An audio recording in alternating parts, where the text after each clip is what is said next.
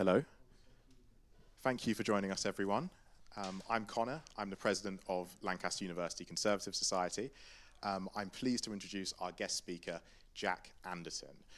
Jack has agreed to join us as part of his National University tour. We are number 2 on his journey, first being Cambridge, so think of that what you will. We're pleased to welcome Jack. A bit about him.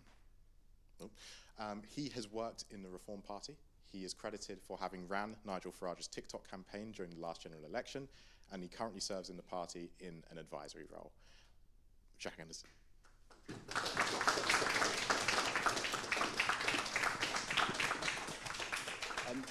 So thank you all for coming. I want to say thank you to Connor and thank you to the Conservative Society for having me.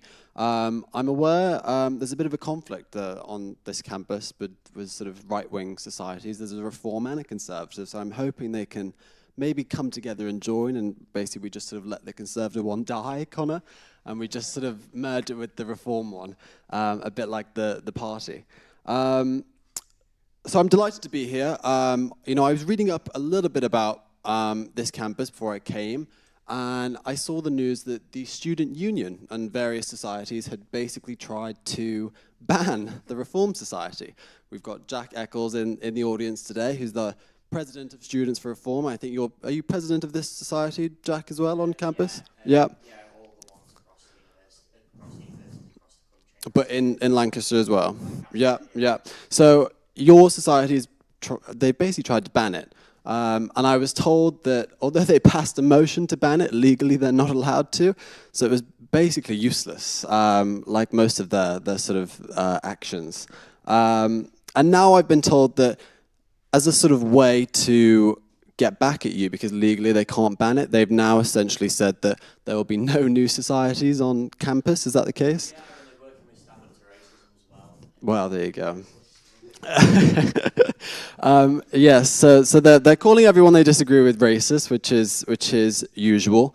But it's really a question of free speech for me, and that's, I think, has been a core part of the tour, actually. So this is my 6th stop now. This is the 2nd of this year. So we've had Durham, which was the first stop. We did that in October, and that went swimmingly. Durham was polite and calm and really respectful. And then we had York University, in which I had 400 people come out and march down the street and through the campus protesting me. I had an 8-man police escort onto campus, and I had a personal protection officer as well, because the threat level was deemed to be that serious. I think we have a little bit of mic issues there. There we go. I think that's solved. There you go. All good, Kira? Seems so. Sorry about that. Yeah, so we had 400 people come out to protest at York. Protest me, who is, a 24, 25-year-old. I still think of myself as a kid, really, but I guess I'm not. I'm a fully grown adult. But a 25-year-old who is coming to university to speak really about immigration, about young people, and about reform and the party that is leading Britain's opinion polls. So I don't think I'm that controversial to warrant 400 people protesting me and an 8-man police escort and a personal protection officer. But that is really the state that we're in terms of free speech, not just across campuses, but also on universities as well. And then, subsequently, I had Edinburgh. So I went to Edinburgh. I was really excited. I love Scotland. I spent a lot of my summers in Scotland when I was a kid. And we got to Edinburgh. But before we even got to Edinburgh, we had 2 venues cancel.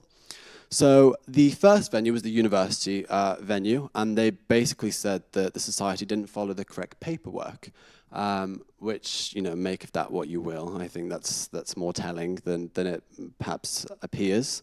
Then the second venue was a community centre in Edinburgh, the same community centre that had hosted Jeremy Corbyn just a couple of years before. And they essentially decided they did not want to be associated with myself and cancelled the event. And the third venue cancelled on the night, just as people were trying to get through the door, and it was a bar in Edinburgh. And the police essentially spoke to the bar owners and advised them to shut down the event. So unfortunately, the event in Edinburgh couldn't take place, but I'll be going back next week, I believe, and that should be very fun, and I'm looking forward to that. So if you're watching it on the live stream, I'll be in Edinburgh next week. I'll be speaking about my experiences across universities and the experience that I had in Edinburgh the last time I was there. And then after Edinburgh, we had Exeter, in which, again, I had about 50 people protest me and was sort of banging on the windows as I was giving my talk, calling me a fascist and a racist. Luckily, we don't have that here tonight, because I think the organisers have been quite wise in that they have essentially advertised this as almost a private event, really, almost an invite only, to make it more secure, but also ensure that we don't have protests. Although the protests are fun and it's fun to laugh at them and sort of make fun of them, it's actually not conducive to the environment and the debate that we're trying to foster. It discourages people from attending these events, and it's overall not particularly helpful for the wider sort of free speech debate. Protest all you want, but a lot of these people won't actually listen and won't come and speak and engage in the views that they are protesting. So what you have is that people don't actually understand my views, or perhaps Jack's views, or anyone's views in this room, because they don't engage and they don't listen. And it's really that free speech issue that I think is at the core of this tour, and it's been sort of invigorated today online with, I don't know if anyone's seen this tweet by William Hague. Today, obviously, Lord Hague, who was the former Conservative Party leader, Foreign Secretary, and he essentially has said that social media is increasingly becoming incompatible with a so-called healthy democracy. And this is a wider theme, actually, with the sort of political class that you're seeing in this country, which is that they are trying their hardest to ban and censor social media and censor free speech. And to me, it is purely because they are losing control of the narrative. They're losing control of their influence and their dominance of the political discourse in this country. And that's really why you're seeing this movement now to start banning social media, especially for under 16s. If you look at all of the polling, in not just in this country, but in America, in France, in Germany, across the world, especially young men, they are moving rightwards. And it is a political class decision to try and stop that movement. And what William Hague was essentially saying today is that because him and his ilk are being criticized online and people are not supporting them and people are turning away from the Conservative Party, they're turning away from the Labour Party, and they are perhaps looking for something a little bit more radical, because that is happening, it's therefore social media is the bad guy, and social media needs to be banned. And there's never sort of any recognition from these people that actually they might be the problem. So he writes I think he writes weekly for the Times, and he lectures the rest of us in the Times at the very same sort of instance of not being able to recognize that he had positions of power in this country for almost 2 decades. He was the leader of the Conservative Party. He had every chance to improve this country. Granted, he lost. He's a loser, which is another reason why you shouldn't read his writings in the Times, because he's got nothing of particular value to say, because he's a loser. So you have him sort of writing and lecturing, and as I say, he's now a lord. And what happened with a lot of our political class, actually, is you have total rejects and failures who didn't succeed, have ruined the country, and have then been elevated into the House of Lords.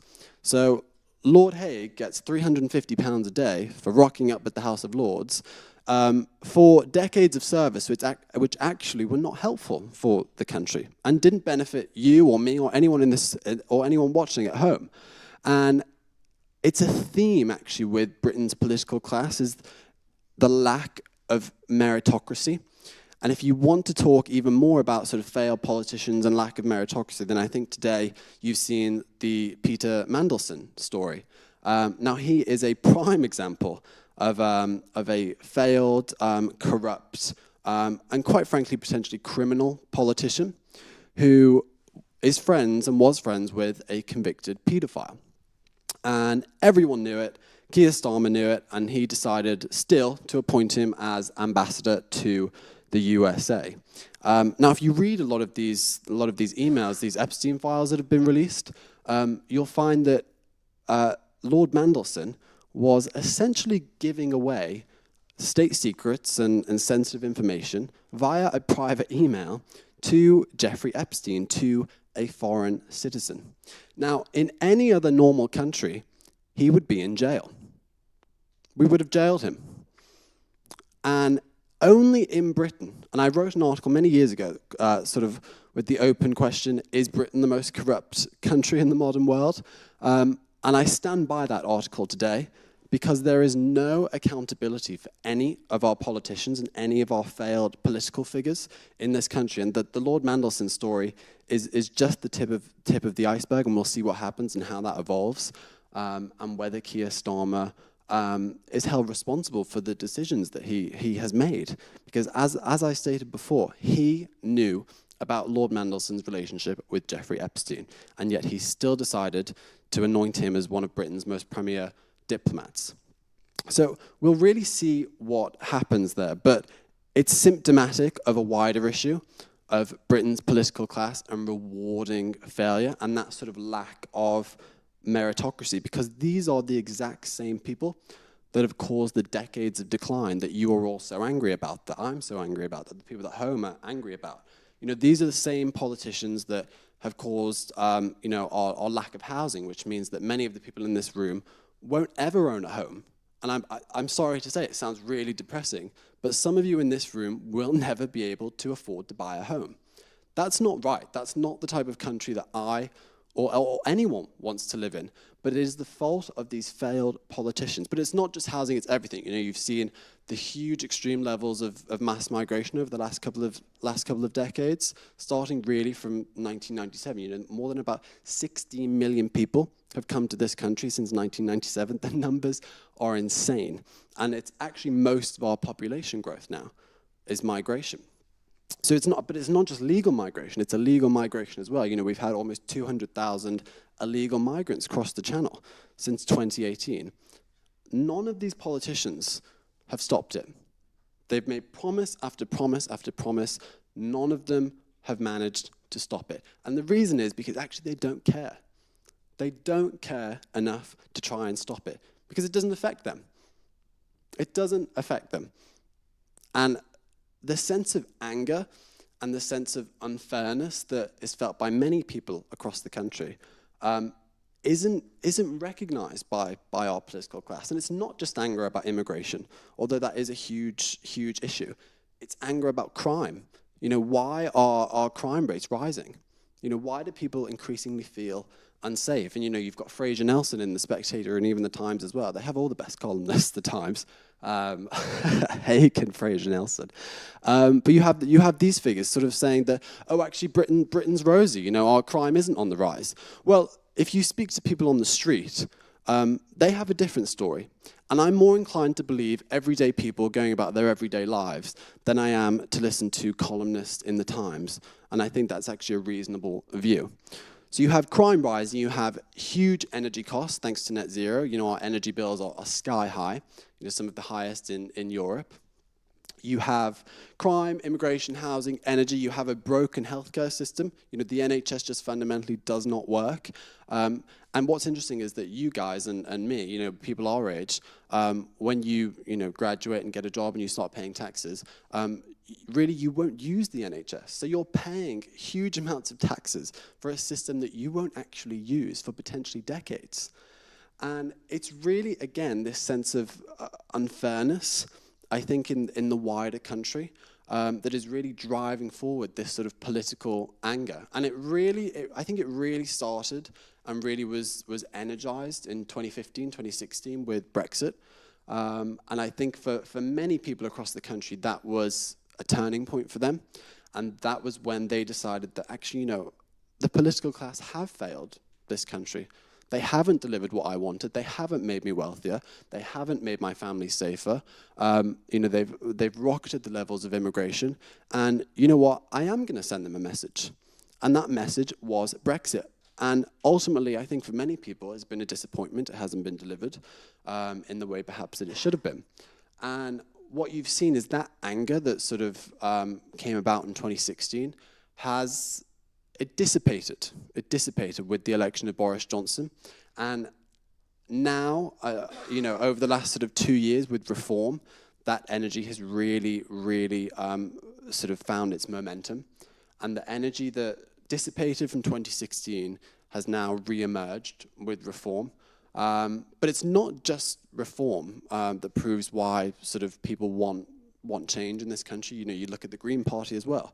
They've had over the last 6 months a huge rise in their polling, in their membership, in their donations. And what you're seeing across the country actually is that people recognize that Britain needs radical change or a political revolution.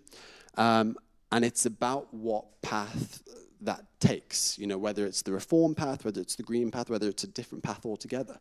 And if you look at the polling, 2/3 of people think that this country is headed in the wrong direction. So that's a huge amount of people that are not happy with the current direction of Britain. And the debate really is, okay, well, if you're not happy, then what is the direction that we go? Obviously, for me, I'm on the reform train. I really do think it is the only party that can turn around our decline in terms of what's happened, in terms of immigration, in terms of healthcare, in terms of housing, in terms of our sort of stagnant wages. Everything that is going wrong in Britain, they are the only party really that has been consistent in actually even speaking about it. So for the last sort of decade, you've had Labour and the Conservatives who said, okay, yeah, things need work, things need tinkering, but actually generally everything's fine. And I think what you've seen with people, with discussions with people, if you look at the polling, it proves that people don't think everything is fine. People are hugely angry and hugely upset. And so for me, my mission over the next couple of years, and I hope it's many of your missions as well, is to smash that two-party system, is to get rid of the two parties, that's Labour and the Conservatives, who have for decades failed our country. Why would you reward people who are total failures? Get them out, get rid of them. You should not vote for people who do not have your best interests at heart and who have shown for decades that they don't have your best interests at heart. And for me, that's really what this tour is about and the message that I'm trying to spread, which is that if you agree that Britain is headed in the wrong direction, then do something about it. And I encourage you, I'm biased, join Reform. It is truly the last shot, really, over the next couple of years. But I encourage everyone. I think we're probably in safe hands in this room. People are generally more right than not. But I encourage everyone to get involved politically, whether that's locally or nationally, because the future of the country is at stake. And it is really that important.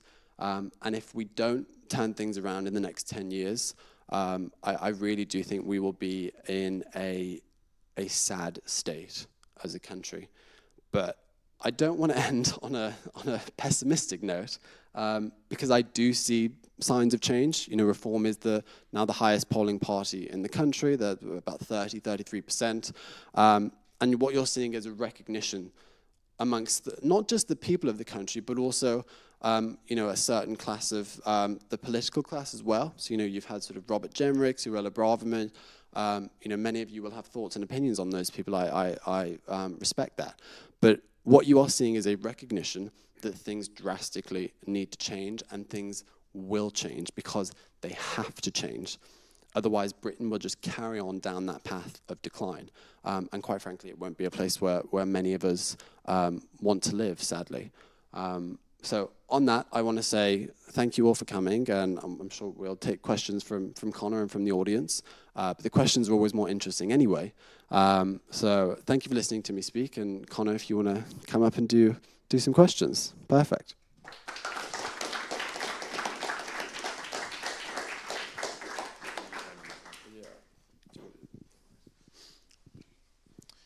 Thank you very much for that.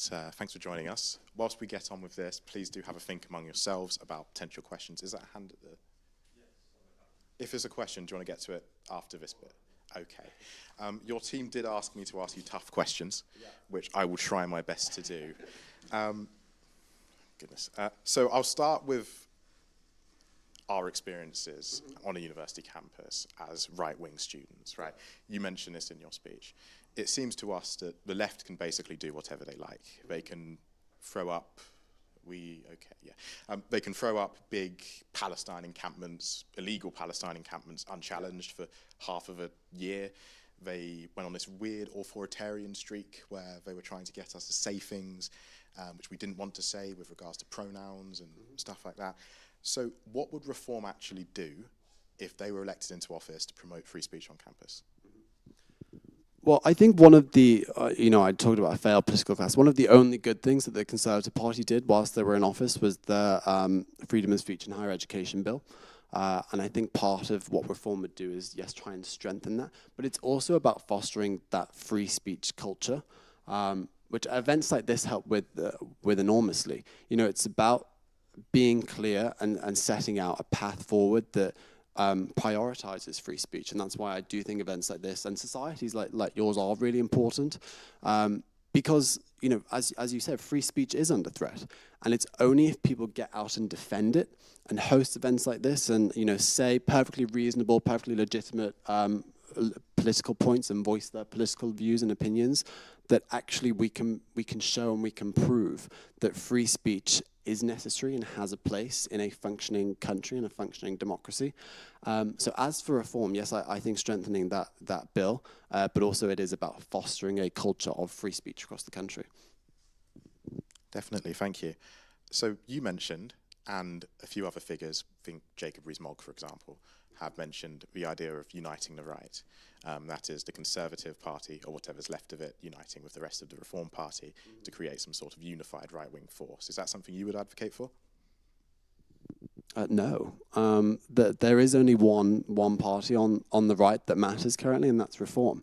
And quite frankly, you either get on board or you have no other option. So my message to people like Rees-Mogg, he's living in cloud cuckoo land. He's trying to save himself. He's trying to save his political party that he's got historic attachment to. I don't have a historic attachment to the Conservative Party. I think many of you probably don't have a historic attachment to the Conservative Party. It's done nothing for me. It's done nothing for people in this room. It's done nothing for the people of this country. Why would I want to protect the heritage and brand of a party that has totally failed my country? So I've got no interest in uniting the right, as you might say. I'm very much on the Reform Party wagon, and I think everyone should join. Okay, this is where it gets tough. Okay. So I'm tempted to think of Animal Farm, and bear with me here. Obviously, when the animals all revolt, they overthrow their corrupt leaders, the farmers at the time, but then they choose the pigs to lead them. So the question is, for me, and those like me who are more in the disenfranchised right, is reform any better? Right. Already we've seen in the news these high-profile defections. Think Zahawi and what was the other one? Nadine Dorries, for example. These sort of Tory has-beens, these failures, as you put it yourself, the political loser class who have been welcomed and accepted into Reform and probably will be in cabinet positions as well. Well, the two people you mentioned, listen, I think it's a perfectly legitimate complaint and one that I've raised. And if you go back through my Twitter, you'll find that I wasn't exactly complimentary about some of the defectors that we've had, namely Robert Jemrick, who I've laughed about my tweets with. They were very negative about him. But in terms of the people that you mentioned, Zahawi and Nadine Dorries, they're just members of the party. They have no formal position. So that's how I would push back on that. They've got no formal position. They don't have an influence on policy. They have just made the decision to join our party and recognize that perhaps their party has totally failed the country, perhaps whilst they were a member of it as well. As for becoming sort of Tory 2.0, One thing that Nigel's been quite clear on is that reform lacks that government experience, and so I think if you can get people on board who, like Gemrick, like Suella, who have an experience of dealing with the civil service, have an experience of being in government, I think that is a good thing, and I think that should actually be welcomed. Obviously, Nigel's been very clear, and party officials have been quite clear. You're only going to be welcomed into reform if you subscribe to our values and our views and our policies. We've got no interest in, I don't think you'll see sort of James Cleverly be defecting soon. But the people that are on side and that are right wing and right leaning and have that experience in government, I think that is a good thing generally for the party, especially if you're trying to prove that you're a credible alternative, if you're a credible government. I think you have to have people that have had that experience. That's fair, and I don't want to stay on it for too long. But with, I don't know, Nadeem Zahawi, for example, he's not just a member. They wheeled out the red carpet for him. They prepared a press conference. And I just think to myself, he may have experience in the civil service in government, but not necessarily good experience. I can't think of what values he would have that would benefit reform. He's on record advocating for amnesty of all illegal migrants. There goes my paper. He's on record, he was the architect behind the vaccine passports, which is basically the precursor to digital ID. So I asked myself, well, what values does this guy have that would actually complement reform? Because it just seems like we're importing the establishment, so to speak. Well, I like the fact you said "we" as if you're a core part of the party. I like that. Are you a member, Connor? I prefer not to. Fine. So on Zahawi, what I would say is, again, he is just a member. Yes, we had a press conference, but one thing Reform is very good at is having momentum in things and using actions and things that happen as a way to push forward momentum. And he was a huge figure in the Conservative Party. He was the Chancellor at one point, and very influential. And I think he was the treasurer or the fundraiser for the Conservative Party as well. So he was a huge figure at one time in the Conservative Party. And one thing that Reform and Nigel are acutely aware of is that we've constantly got to keep building momentum. And so announcing him as defecting to the party as a member, he's got no formal position or policy role. That is a way to signal to the press, but also Conservative Party members and Conservative Party voters across the country, that actually, this is a party that is taking its role and its future seriously. So I get your concerns. They're often concerns that I've expressed and shared. But I think the path forward, we're doing well. And I wouldn't let these sort of distractions take us off that path. So I'll move on to ask you a bit about policy then. So starting with migration, right? That's obviously the sore spot, which is what mobilized people behind reform in the first place. So you mentioned that the political class has no desire, no will to actually, fix the issue, stop the boat, so to speak. How would reform go about doing that? So I would encourage everyone. I mean, the main. You keep dropping that paper, Connor. There are two issues with immigration. There's first legal, and then there's obviously illegal. I think for most of the country, their main gripe and their main concern and their question of fairness is really to do with illegal migration.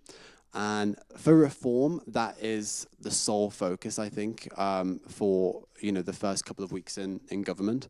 That. A reform government and any future government would be judged on how they deal with stopping the boats. So if you read, we have a policy platform on the website. It's called Operation Restoring Justice, and that's the plan to deport essentially 400,000 people in the first 5 years. And it consists of, yes, using the Navy to stop the boats in the channel. So it's literally picking these people up out of the boats and then taking them back to France. It's if people arrive illegally, it's immediately detaining them and then as fast as possible to deport them. And it's really about the incentive. So if you can stop the incentive coming, and what is the incentive? We know the incentive is free hotels, free food, free housing, free healthcare. That is really the incentive. If you can stop, it's like most things in life. If you can stop the incentive of it happening, then the flow should stop pretty quickly. So that is really the main focus, which is stopping that incentive. If anyone arrives illegally, they're immediately deported, and it's shown that you have no chance at staying in our country because you are an illegal criminal. So that is really, I think, the main goal, and that's how you primarily stop people crossing the channel. But, and don't take this as rude, my apologies if it is, but will you though? Because my question is think about Trump in America, for example, with ICE, where he's starting to realize very quickly that there is a cost to these kind of mass deportation programs. The main one being that public appetite tends to move the other way when people start dying. Will reform weather that storm? How will they go about it? Well, you made the comparison with ICE and Trump, and one thing I would say is that Trump actually stopped illegal crossings pretty much in his first sort of month in his second term, in terms of the Mexico-USA border. The issue that you're talking about with ICE is the fact that there are anywhere between about 10 to 30 million illegals living in America, which, you know, if you compare that to Britain, we have an estimated about 1.2 million if you look at sort of the Pew Research data. Granted, it's very difficult to estimate how many illegals are here. But if you're focusing specifically on the people that have crossed in the channel, there's 200,000 of those. We know who those people are because they have been followed by the Home Office, they've been in the system. We know who those 200,000 people are. So if your policy goal and your view is that every single one of those people should be deported, we know who those people are. So that is far more straightforward than anything that Trump is trying to do with ICE. Fair enough. So you've mentioned the people who are coming here, stopping border crossings. Could we talk about the people who are already here, both legal and illegal? What's often referred to as the Boris wave, for example, the millions of people who came here under Johnson's premiership during COVID, which obviously underpins all the issues you spoke about, housing, transport, energy. You know, these are all underpinned by the issue of mass legal migration. Yeah. Would there be any attempt from reform to undo that? So Reform announced a couple of policies last year, and you referenced the Boris wave. The main policy of that is changing and essentially abolishing indefinite leave to remain, which is how many of these people are able to get on the social housing ladder or on benefits. And you're able to claim indefinite leave to remain after 5 years. And one of Reform's policies is that would essentially be abolished, and you would then have to apply for a visa. So there would be many of those people, many of the Boris wave people, that would have that status abolished, and then when they would apply for a visa, if there's no reason for them to be in the country, whether that's because we don't need their skill set, whether that's because they don't speak English, whether that's because they don't earn enough, then the choice is there to deport those people. So it's really, in terms of the Boris wave, about abolishing that indefinite leave to remain status and ensuring that they don't have a right to stay in the country longer term.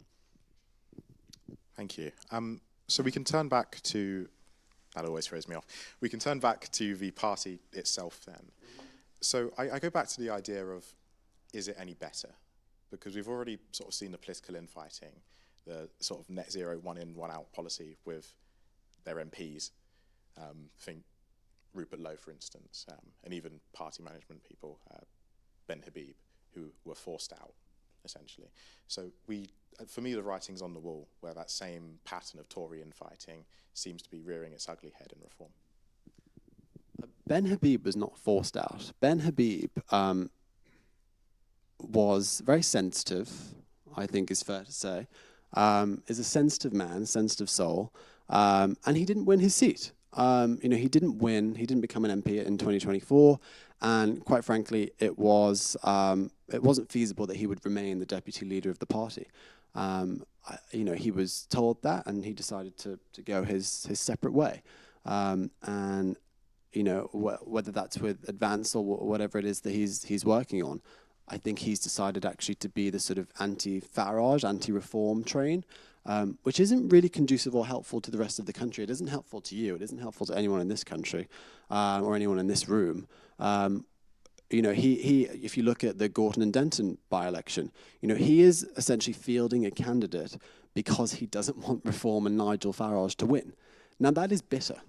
That is bitter, and it is not putting the good of the country ahead of his own political sort of rivalries and sensitivities. And as for Rupert Lowe, I think that the party and Nigel has spoken about their views on that and what happened in that situation. I know Rupert. I wish Rupert well, but again, I think he does also delve into sometimes personal vendettas, whether rightly or wrongly. But for me, I'm very much focused on the good of the country and the wider goal, and I'm not going to get bogged down, and I don't think anyone should get bogged down in sort of the intricacies of people's personal relationships. Is that not exactly what people said to Reform and Nigel Farage, though, a few years ago? That by standing candidates, they were just splitting the right-wing vote, and that all they were doing was handing the keys to Labour to office, for example. That didn't stop Reform then, so why should it stop Ben Habib and Advance UK now? It shouldn't stop Ben Habib. He'll get like 1-2%. So I'm happy for him to do whatever he wants to do. But what I am saying is that people should not vote for a party and a leader whose main ambition is vindictiveness and a sort of personality, a vendetta. That is not something that you should base your vote on. Fair enough. If we could move over to the social values part of the conversation. So is there space for the religious right in Reform UK? I know Reform has expressed at least the sentiment of respecting this country's Christian history, its constitution. I think in their manifesto in 2024 they said they would restore Christian values. But I was disappointed to see a handful of Reform MPs voting in favour of the assisted dying bill, for instance. So I think there's definitely a space for sort of Christian right in Reform. Recently we launched the Christian Fellowships for Reform, which I think was a huge success and brought in a lot of different people from across the country. So I think there's definitely a space for it, and Nigel and senior party figures always reference those Christian values that you just talked about, and that's primarily the values of the party, which is family, community, and country. As for the assisted dying bill, again, I think that was a sort of personal decision amongst the MPs. Nigel, I believe, voted against it. He feels that way. I do think generally that is a vote for an individual MP. I'm not necessarily sure the party should get bogged down in or any party really should get bogged down in whipping for that. But obviously people feel very strongly on different issues, and perhaps that's an issue that many people here or many people watching feel quite strongly about. And I think it's a perfectly legitimate concern to have in terms of that issue. Okay. Last one from me before we hand over to the audience. So what would you say to people like myself who probably belong in the independent, disenfranchised right? Mm-hmm. We look at both of the mainstream right-wing political parties and we just see the same thing: weakness, compromise, and so on. Is Reform the way forward, or what would you just say to us? Well, I'd ask you what exactly are you disenfranchised with in terms of Reform? What concerns can I help to address? If you're talking about the sort of you don't see it being a feasible government, or you don't think that the people in it are particularly impressive or cohesive, or that they've compromised. One thing I would say about Nigel is that he has been one of the most uncompromising people of the past 2 decades in this country in terms of what he's said. If you want to talk about immigration, if you want to talk about culture, if you want to talk about economics, he has been probably the most consistent politician in this country. And he's continued to do that, even under huge amounts of pressure, even under huge amounts of accusations of vile media, actually. And he has been entirely consistent. So one thing I would say is you judge someone on what they've been through and what they've gone through. And Nigel has been through more than any single politician in the country. And he's got out of it the other side, and he's remained consistent in his views. But yeah, I would ask what it is that your sort of specific gripes are. Okay, well, I ran through a few, like migration, but on Nigel Farage's consistencies, for example, just from memory, I can think of a few things he said that he's either gone back on, or that if he was consistent in those things would be a problem. He's ruled out, well, he said that mass deportations were a political impossibility. I knew you were going to mention the mass Well, deportation point. Yeah. I think it's a fair thing to mention now. He said that a unified Ireland was an inevitability and that he would do nothing to stop it. We'll go with those two. Sure. Right. I'm not familiar with the island comment, so I'll address the mass deportations comment. I think that he was more talking about semantics and sort of the phrasing of the issue. He's always been consistent in that he would deport every single person here illegally. He just might not have wanted to use that specific phrase at that specific time. He now stood at a press conference in front of a huge British flag last summer and pledged to implement mass deportations. So he's very much on the mass deportation train, if that's one thing that is a requirement for you. But yeah, that would be what I would say to that. Okay. Last thing from me then. I'm trying to think of how to put this. I've already forgotten the question. Never mind. Let's go to audience. So I think people need to queue up at the microphone. Yeah, if you queue up over there. Yeah. Thank you. Yeah, so if you've got a question, if you just queue up behind the microphone and we can take them. Okay. Before you begin, I've just remembered what my question was. So it's back on the issue of legal migration and to do with demographic change, right? So Farage in the past has said that, it's not even something that he wants to touch. But I think demonstrably, demographics in cities like London have changed drastically, right? Without saying what, because I'd like to remain a student here. So again, that's just an example of a potential issue I could take. I'm not really sure what the question was, sorry. Well, it was more a response to what you asked earlier about what issues might one have with reform. And that was an example that they previously ruled out, looking at demographic change as something.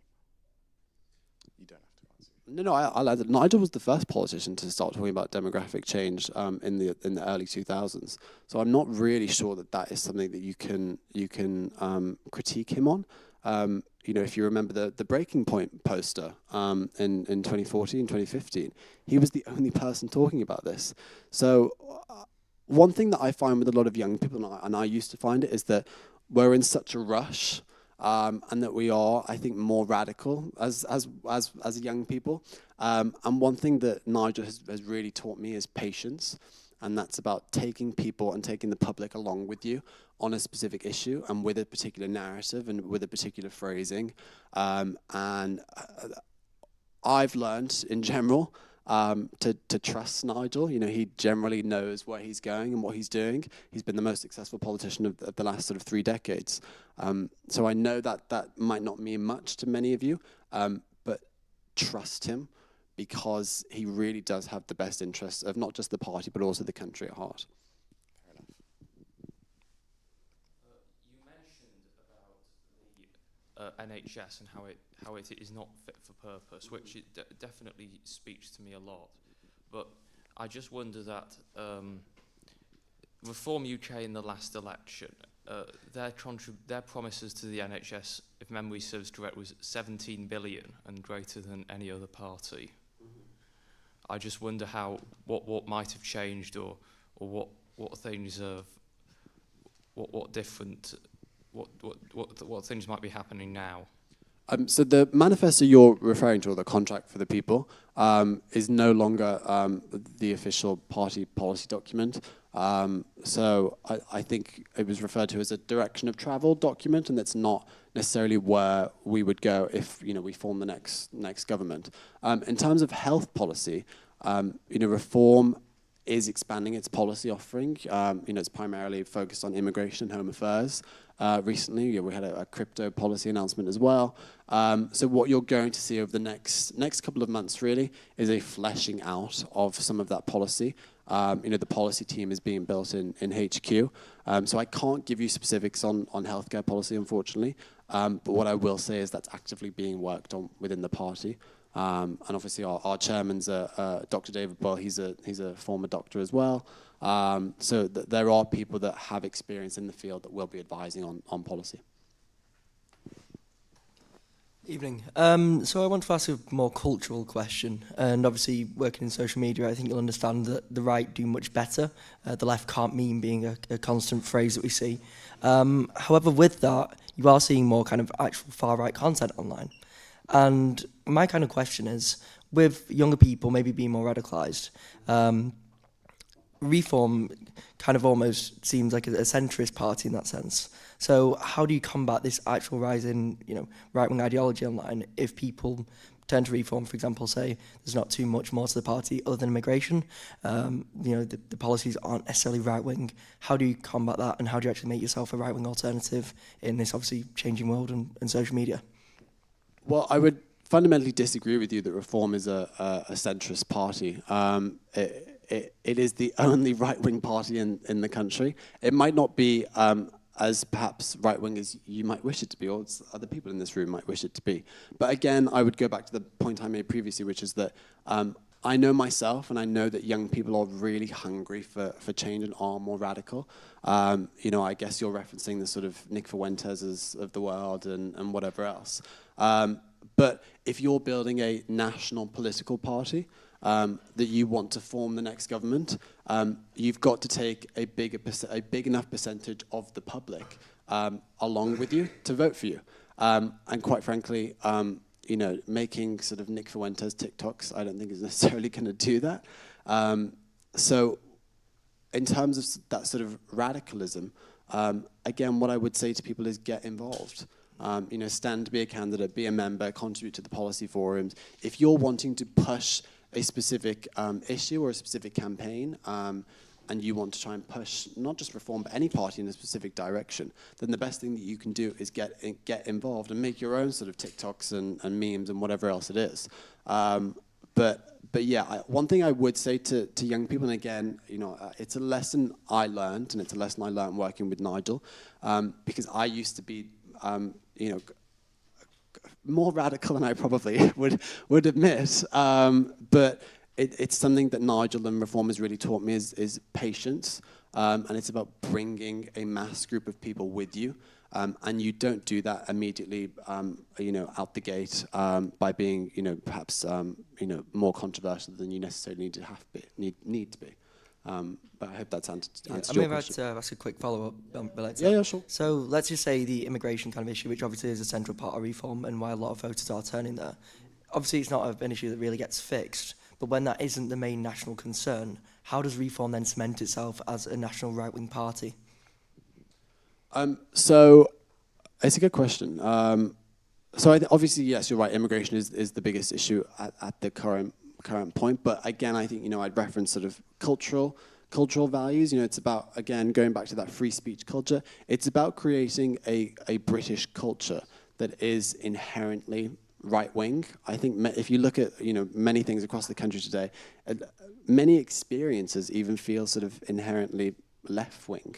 Even if you look at things like the fire exit signs above doorways, to me that's quite an inherently left-wing thing, and it's stupid. But what you've seen across the country is that you've had bureaucracy and regulation that has leaned left, that has affected and impacted everyday life. Like, why is my Lime scooter limited to 20 miles per hour? Again, that's sort of left-wing policy in my view. So I joke, but yes, it's about immigration. It's about that sort of cultural right-wing resurgence that you have. But I think the second most important issue really is the economy. And it's about how do you create a prosperous, wealthy, and a fundamentally workable economy for not just the rich, but for people who want to be ambitious and want to get on. And I think that is really where Reform, the two main focuses are immigration and the economy. We want young people to be able to get on, do the work hard, be ambitious, and make money. I want people to be rich. I want people to be prosperous. I want as many people as possible to have, a second home in this country. I don't think that should be a particularly, far out of reach scenario. People should be able to build wealth in this country, and that I think really is where you'll find Reform focusing is yes, immigration, but also the economy is about building a prosperous country. Brilliant, thank you. Hello. So I'll start by saying I wholeheartedly agree with what you said about reducing the draws for immigration. And I hope Nigel will commit to radical and extensive reform of the benefit system to go along with that. But my question is about polling. So we've seen reform kind of average about 33% in the polls. And some people have talked about a polling ceiling. They can't get much more than that. So in your opinion, is that the case? And if so, how does reform try and get more support? How do they raise that polling ceiling? So interesting question again. I don't think reform has hit the ceiling. There's still a sort of core 18 to sort of 15% vote that across the country that is pledging to vote for the Conservatives. What you will find, I believe, especially after May the 7th, which the local elections and the Scottish and Welsh elections, is the Conservative Party will be totally decimated. They will essentially just exist in the sort of southeast. It will no longer cease to be a national party, and hopefully, after that, and after that sort of catastrophic result for that party, you will find that the sort of 15 to 18% core vote of the Conservative Party recognise, okay, actually, Kemi Badenoch is never going to be the Prime Minister. This party is dead. It's had a good run. It's had 200 plus years, but it's time to retire it. And I'm not saying all of those people would join Reform, but I think there's probably another sort of 5 to 10% of people that you could get from the Conservative Party, which would immediately put Reform at sort of 40%. So I don't think it's hit a ceiling. But also, it's also important to remember is that for many people in the country, things are going all right for them. If you're retired, if you're in your own home, if you're on a good pension, and you don't really leave your sort of community or your town, which is relatively safe, relatively prosperous, life is probably pretty good for you.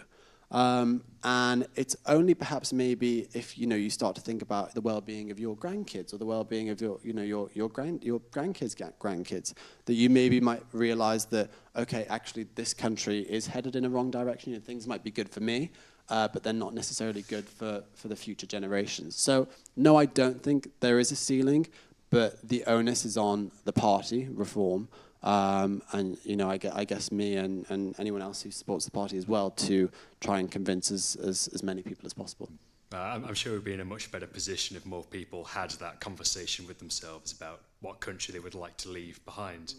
I would just say that Reform, in doing that, in trying to raise their polling, should never compromise to any values that are not inherent to what they believe. Polling is great. You obviously want it as high as possible, but you need to always remember your core members and support base.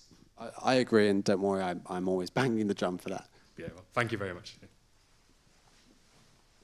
I was initially going to ask about the economy, but you answered that for me, so thank you very much. It's actually very refreshing to hear.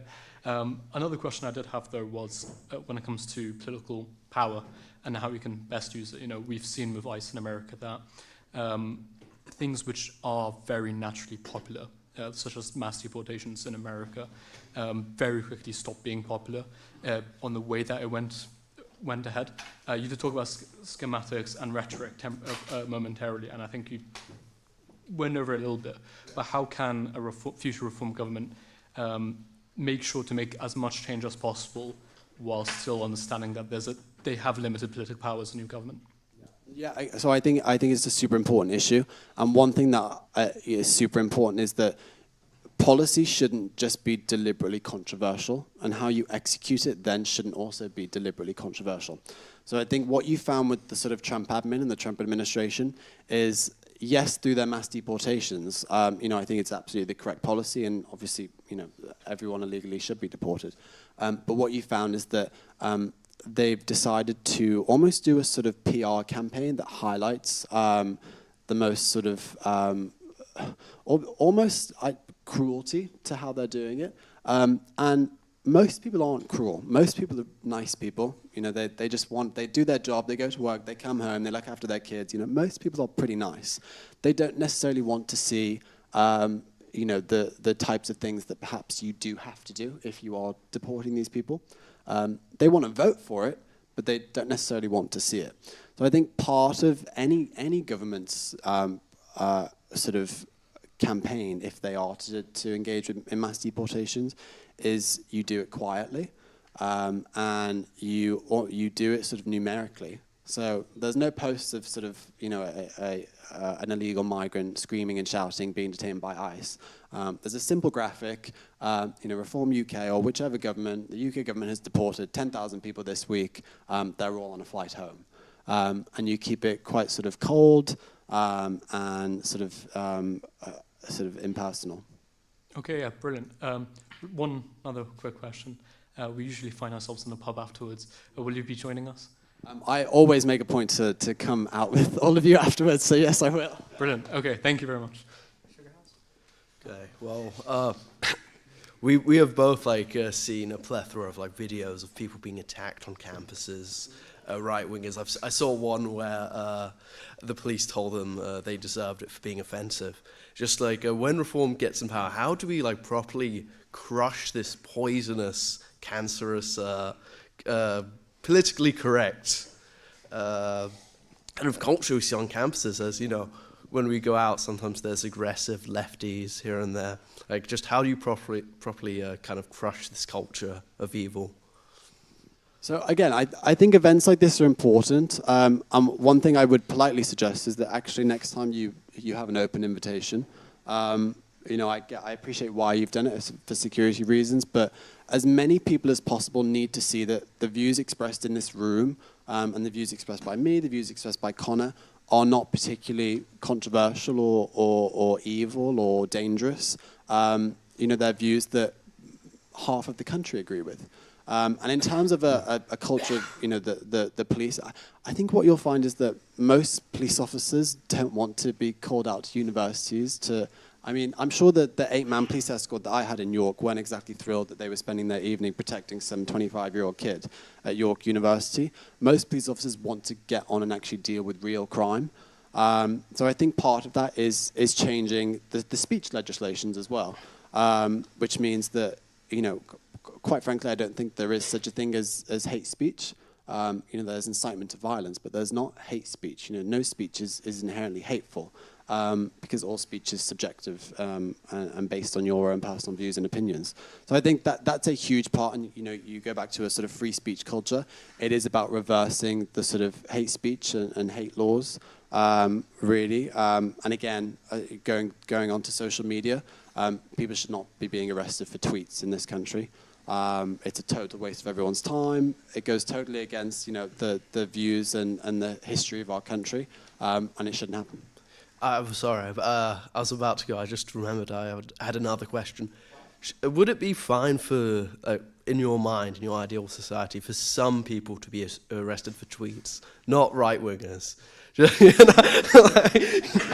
Not just generally, just intensely subversive, kind of anti-British tweets, I'd say. I'm not opposed to sort of Palestine Action people being arrested for their tweets, so I think that's probably fine. Yeah, sure. Well, I think there's a lot more pressing, movements and stuff. I'm sure there are. Yes, I think I sure. probably know. I'm not advocating to put Zach Plansky in jail or anything. But, have a good one. Good evening. I really enjoyed that speech. There were two things that you repeated somewhat at length, and I just wonder how they align with one another. You mentioned that it seems like everything is sort of shifting rightward, and there seems to be more radical ideology in the sense that there's just potential radical change coming with a reform government. But then you mention a lot about patience. So my question is kind of the alignment of patience and radical change. When a government comes into power, they have 4 years to enact policy. When Farage is saying on the one hand that he would want to deport all illegal immigrants, but then on the other hand, there's policy that's saying that it'll take something like 5 years to get rid of 400,000 illegals. To be able to deport 100% of illegals, you're already looking at needing multiple terms in government, to be able to enact this type of change. The way reform works at the moment, there's some concern about how realistic reform will be able to enact all the change they want. And so I'm just thinking, you know, when Labour came into power recently, they came into power with kind of a landslide just because how far people had shifted away from the Tories. If reform comes into power and they start trying to enact change, maybe they would come across some friction, some difficulty. What's to say that they can realistically enact all the change they want to firstly be able to, you know, win multiple elections and to really enact any long-standing change, not just temporary change, not just short-term, like, cultural beliefs, but something that will actually last going into the future for everyone? Yeah, so I think it's a question that you know, has been asked quite widely and is a perfectly legitimate question. There's no guarantee of any future government success. One thing I would say about reform is that the complaint or the question that you've just raised is something that everyone in the party is conscious of. You know, nobody in the party expects to just sort of walk in one day and, you know, tell the Home Office, right, we're deporting all these people. Okay, yes, fine, we'll do that. We don't expect that. But what it is about and what the party is trying to do is try and bring in people, not just on the front bench. I don't know if we want to switch that microphone off, but it might just be. Oh, fine. There we go. That's better. There you go. Yeah, so it's about not just bringing people on the front bench with experience, but also people in the back room as well. So people advising on policy, people who would fill those sort of special advisor roles. And again, that's partly why I'm traveling around the country and meeting university students, because many of the people in this room, I'm hoping at least, will come and help us in 2029 if we win. Or if any future right-wing government wins. You know, the people, and not just at this university, but at the other universities as well, we will need your help. You know, we will need thousands and thousands of people to come in and help push through the agenda that we've got. You know, that's one thing really, you know, Trump has been brought up. Trump 1.0 was really ill-prepared. I think that's a fair assessment.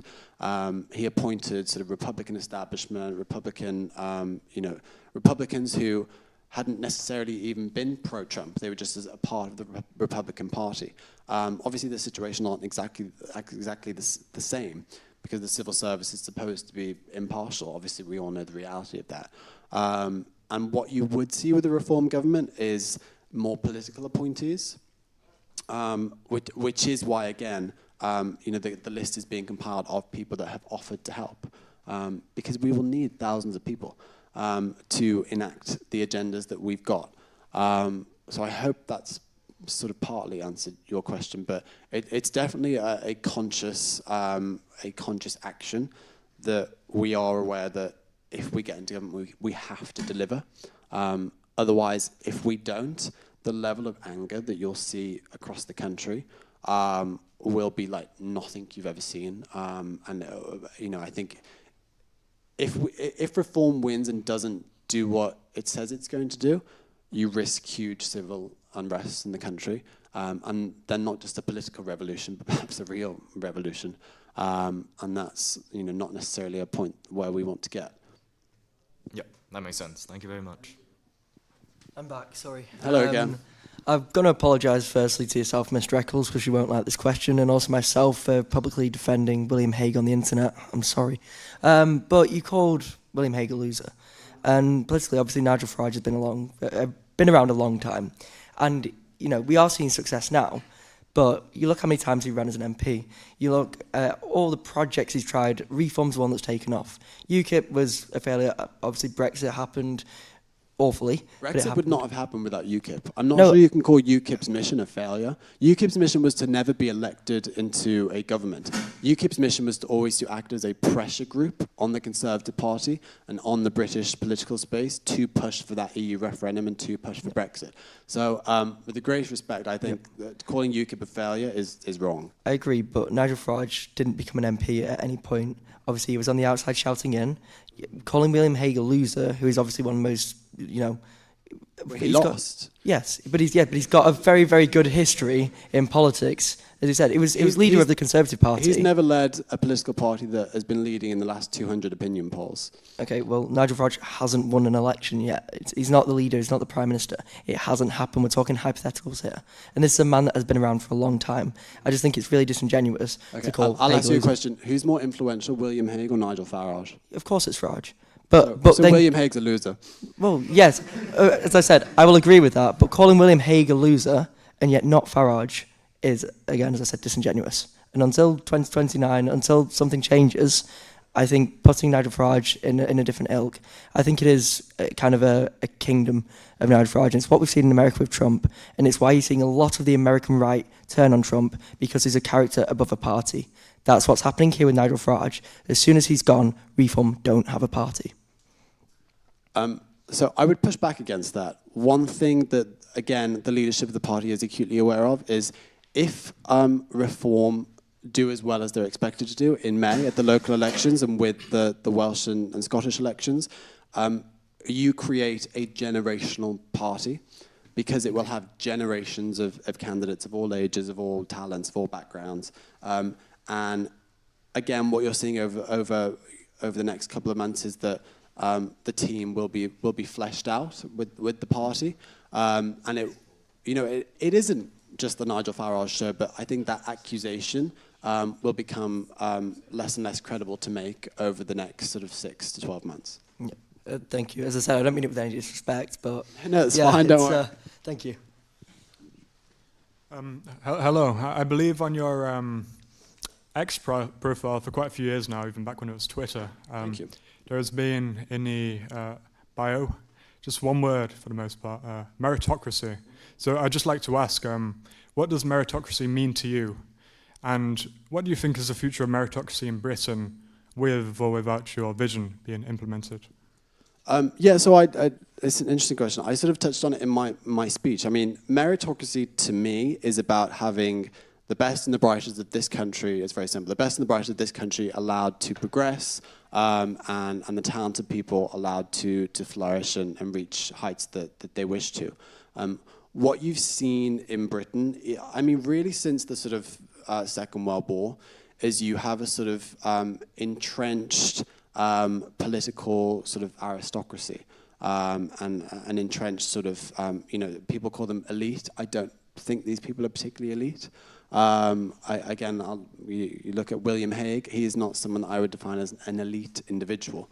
So what you've had really is you've had a system that has kept out people that are talented or that are interesting or that have new ways of doing things.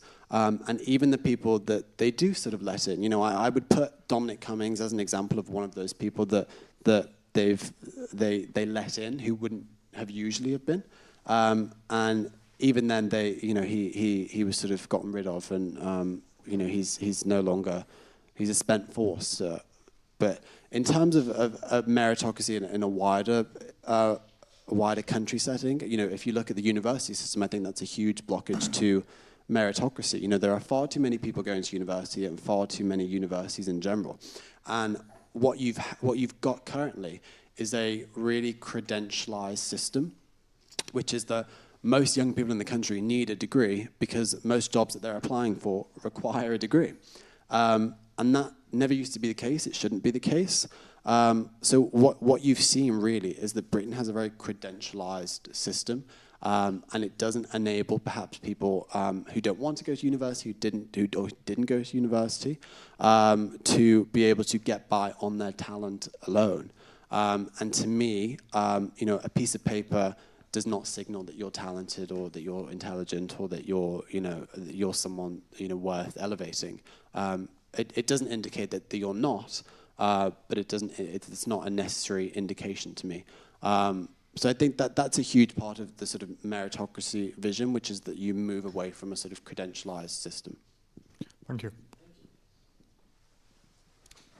Hi, I really enjoyed hearing what you had to say earlier. But I was wondering what you'd say the basis for your faith in reform to fix the issues this country is undergoing is. So my faith really is Okay, there were about 3 people working for Nigel before he joined Reform. I was one of them. So I've been around, comparatively, although it doesn't sound like a long time, I've been around for a long time in terms of the context of the party. My faith in Reform comes primarily from my faith and trust in him and his vision, and my belief in what he's trying to do and how sincere he is. After knowing him for 3 years, after going for lunch with him, after having dinner with him, after working with him, that is really where my faith and trust in the party comes from. And for me, he is the main driving force of the party and of the sort of British political right currently. And I trust him, I trust his vision, and I trust what he's trying to do.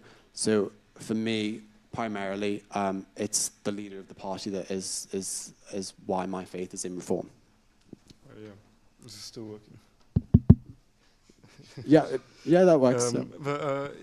In relation to the last question as well, I was wondering what you thought, and so given your background, what you think the role of social media is in the party's future in terms of combating online opposition, but also to ensure that the party polls well enough to actually be elected, and then also after that to enact policies smoothly without much resistance and opinion. So I think what you found with Reform and with social media is that we are the party of social media. I don't think any party is anywhere near as successful. On TikTok, which is what I started doing for Nigel, he's now at 1.4 million followers. Kemi and Kia aren't even on TikTok. Oh no, sorry, Kia is. He's recently joined. I think he's on about 90,000 followers. That's the Prime Minister of the country on 90,000 followers. I mean, it sounds a bit lame to compare social media followers, but it's indicative of the wider feeling in the country, which is he's so deeply unpopular. And one thing that I think I've certainly realized is that the mainstream media will not sort of go lying down. They are entrenched with the 2 political parties, with Labour and the Conservatives. You just have to look at some of the Telegraph coverage to realise that they are very much still on side with the Conservatives. They might write a couple of favourable articles for Reform, but in general, they're still very much backing the Tories. Obviously, I write for the Daily Mail every so often. I think they're sort of leaning towards more the Reform way. But again, Reform has to make its own media, and I think that's the lesson that any sort of political movement has realised, or insurgent political movement, which is that you've got to create your own media and you've got to create your own platforms and your own channels. So we have a TV studio in Reform HQ. We have our own sort of press briefing room, and that's one reason why you've seen a lot of we're the only party really that does regular press conferences, because it's about getting our message out to as many people as possible who tune into the live streams. It's why I'm live streaming this. It's to get out the message to as many people as possible, for then that to be clipped, for it then to be viewed, for it then to be shared. So Reform has to make its own media to be successful and to push its message and to also push back on the criticism that it gets as well. So in terms of social media, and I can speak for, or I like to think I can speak for Nigel, social media was what made him famous originally. That was why he grew so much in the early 2000s. It was posting his speeches on YouTube. And that was how he grew, and that was how he became famous. So Nigel has always been acutely aware of the power of social media, and that will only continue for the next couple of years. Yeah, and one final thing then, I guess, in sort of relation to that is, obviously Nick Fuentes was discussed earlier. And you mentioned just now, the importance of like sort of clipping from live streams, and essentially, I was just kind of asking because obviously a lot of mainstream political movements, they rely on loyal fans to clip and produce more content. People don't necessarily follow the original source themselves as closely. I personally try to follow whoever I like to listen to directly, but and that includes Farage. But it's just whether that's going to be enough to combat other sort of fringe political beliefs and movements that are arising through like clips and fan bases? Well, I think it will, because ultimately politics isn't just about media, although it's a huge part of it. It's not just about media, it's not just about social media, it's actually about having a real world impact. Yes. And unless you're a political party or a politician who is standing for election, who is out campaigning, who is out canvassing people, you're going to have limited success. Okay, okay, thank you. Thank you. Right. One topic that we haven't quite touched on tonight, quit your laughing, is the housing crisis and what reform is actually going to do to combat it, besides, you know, kind of dropping down the demand. Dropping down the demand. Oh, sorry. Okay. Yes. Deportations Oh, and yes. such. Yeah. No, I'm a great advocate of that. Yeah. Yeah. So again, I would push. I would just say, in terms of our policy offering, that will come over the next couple of months. I'm personally an advocate for mass house building programs. I'm not necessarily, you know, an advocate of, you know, paving over the green belt. I think it's more about densifying the cities. You know, building on obviously some green belt, because I think that's you have to. I think that's a necessity, especially as the population grows, and especially as housing becomes so expensive. You know, we have some of the oldest housing stock in Europe. Some of the housing in Britain is not fit for purpose. So it's not just about building new homes; it's about knocking down the homes that are not fit for purpose and then rebuilding them again. So what I would say is wait for some policy announcement from the party on that. You know, again, as I say, I'm pushing for huge house building. I think that's the only way to prosperity for young people in the room, and if they want to get on the housing ladder. But I'm very much on the house building train. All right, thank you. I've got to come back. We've got Maybe one now. more question, I know. and then I think we'll end. So I'm not expecting any bombshells here, but obviously you know Nigel personally.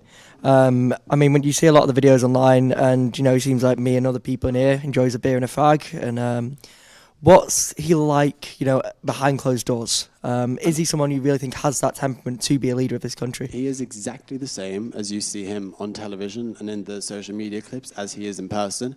He is funny, he's charming, he's engaging. He is honestly so well read. It's unbelievable. He almost has a photographic memory. He just memorizes every stat you can imagine. When he gives speeches, so I've sort of tried to emulate him tonight, but he doesn't have notes, so he doesn't have a teleprompter for his speeches. So he can speak for an hour, and it's off the cuff. No other politician can do that. And it's purely because he is so well read and so sure of what he believes and what he's saying. He doesn't need someone to write in a teleprompter for him. So he's a joy actually to work for. You know, if I mess up, he'll tell me. If I do a good job, he won't. But he is a joy to work for. Perfect. Well, can we blur my face in the footage in case I need a job, because that's a very good advert for Reform. Thank you. Thank you. Right, I'm going to pass back over to Connor. Thank you very much for that. Ladies and gentlemen, Jack Anderton.